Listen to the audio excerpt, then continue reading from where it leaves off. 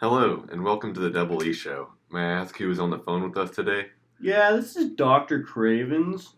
Hello, Dr. Cravens. What questions can we answer for you today? Yeah, I have some questions about evolution. My first one is when did we first start the study?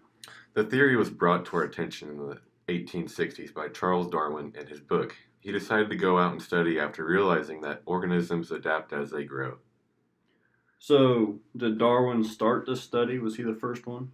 He actually wrote a book called The Origin of Species that dedicated quite a bit to identifying the patterns in nature that supported evolution. Our education of evolution has become much broader since then. So, what exactly did he find on his adventure to study the evidence of evolution? Darwin found as much as fossils, their location, and DNA to support his theory. About the fossils. Do they support evolution because of the change through time or what? Yes, Dr. Cravens, our study of fossils shows that they are not the same as ones found today. This could be said to be a progression as we determine the age of fossils and where the organism lived compared to the others. How far back exactly does the study go, and what exactly has quote unquote changed, if I may ask?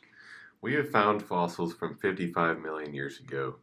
This age of fossil is from a horse-like species, and the change we found in them is a gain in size and adaptive radiation in a lineage of horse. So basically, you're saying we have found changes in the anatomy of the species over time? Exactly, Dr. Cravens. The anatomy shows how the bones now have different shapes and sizes as they did way back when.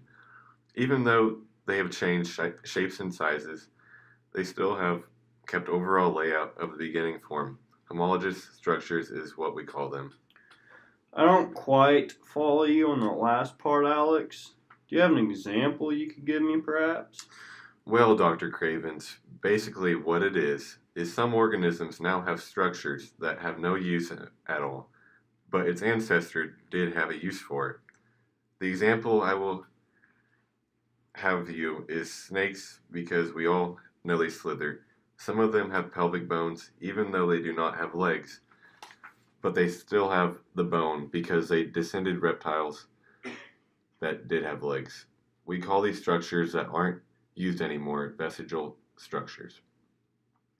This is not the only evidence.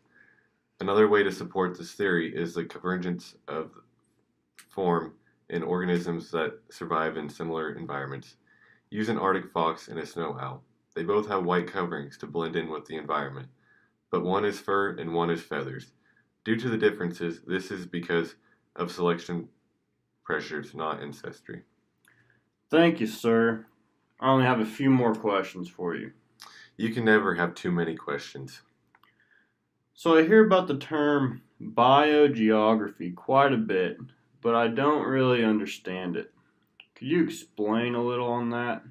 Yes, basically, this is saying that the way the organisms on our planet are spread out is explained by evolution in conjunction with tectonic plates over time.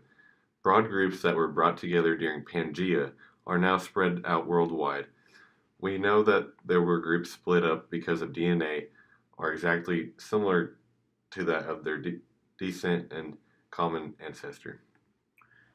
You have no idea how much you've helped me today, Alex. I'm a teacher, and my class has been telling me questions to ask this whole time. They all say thank you. I really appreciate it. No problem, Dr. Cravens. I hope to help them out. You guys have a great day. And you as well.